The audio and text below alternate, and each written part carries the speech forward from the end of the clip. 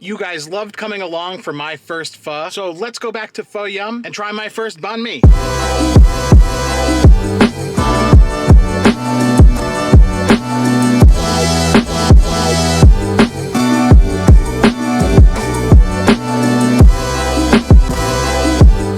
So we are ready to go here. I have to admit, I have never had a banh mi sandwich before. This is gonna be a fun experience. The reason we went back to Pho Yum for this is there's a couple places where I could have gotten it, but the pho was so good, I figured I had to go back to try their banh mi, and the lady who worked there last time told me that it's one of the best things they make. Editing Jerry here. I have to jump in. Speaking of the owner, after I went to record this banh mi sandwich video, I actually received an email from the owner, and I want to read a little bit of it. It was kind of surprising. Hi Jerry, I want to thank you for taking the time to visit Pho Yum for an authentic taste of Vietnam. These days, everyone fancies themselves a restaurant critic. While we respect restaurant goers' right to express their opinions, it's refreshing the way you constructed your YouTube video with professional acumen, insightful impressions of our pho, and yes, good humor. Clearly you built your YouTube video with the care that we build our pho beef broth soup, and we appreciate that your video is going to whet the appetites of our customers. Thank you, thank you, thank you. And here's the kicker though, because I don't know how she figured this out. I see that you've returned to try our classic ham banh mi sandwich. I hope you enjoyed it as much as you enjoyed our pho. On both visits, I used different credit cards, so she must have saw on social media I usually check into the restaurant when I post the video. Anyway, I thought that was a really nice thing to interject here. I love when the restaurants get involved in the promotion of these things because it's just so much fun and I love doing this. Anyway, back to the action.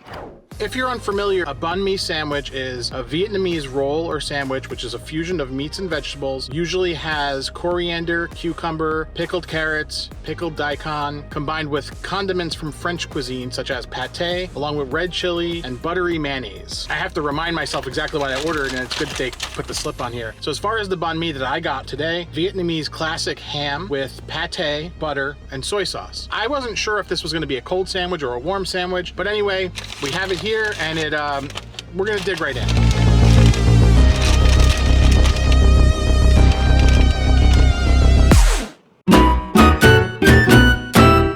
Now, as far as the pricing, this was under $10. I threw a little bit extra on there for tip just because it's what you gotta do. Let's unpack. We got napkin, that's important. We're eating in the car, we're making a mess.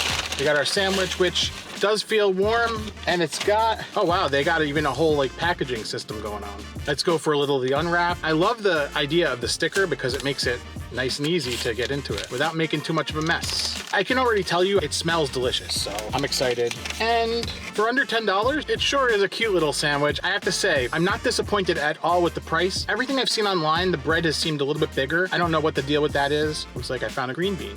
Try to tuck that back in there. But without any ado here, you guys came for the tasting and the reaction, so let's see what we got. Try to get a little of everything. Wow. The most noteworthy thing about this on the first bite is that crusty bread. This is very much like a Italian ciabatta bread, and it's very crusty, and you know me, we always gotta go with the crusty. Flavors inside are also pretty interesting. Let's go in for another bite.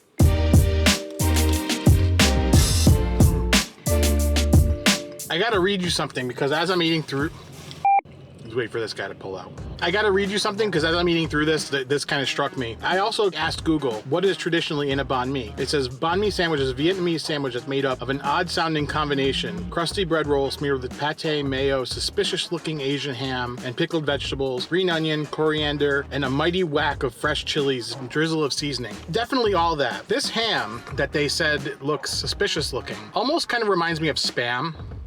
On its own, it tastes kind of like that. Think about like a Taylor ham that doesn't taste as funky. The pickled vegetables on top are there for a nice amount of crunch. So this is a very crunchy sandwich, and you got a little bit of like that watery crunch of a pickled vegetable, daikon, a little bit of carrot, and that pickled cucumber in there. And I guess what I had pulled out before was not a green bean, but was a green onion, because you definitely get that green onion hit. And then that kind of grassiness of the cilantro. All of that definitely stands out. Let's go in for another bite. This is incredible. The menu calls out that this is a soy sauce, but it definitely tastes like Maggi seasoning, which is a marinade that's used a lot in Asia in this type of application. And you can see the bread is a little brown from that. I'm gonna get one more bite. Making a mess.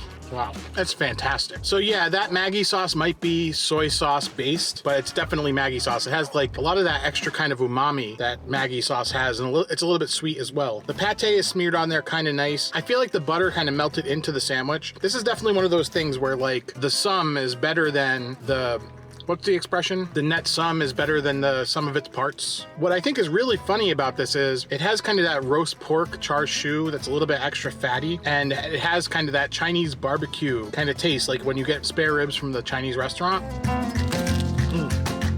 Let's do it again, guys.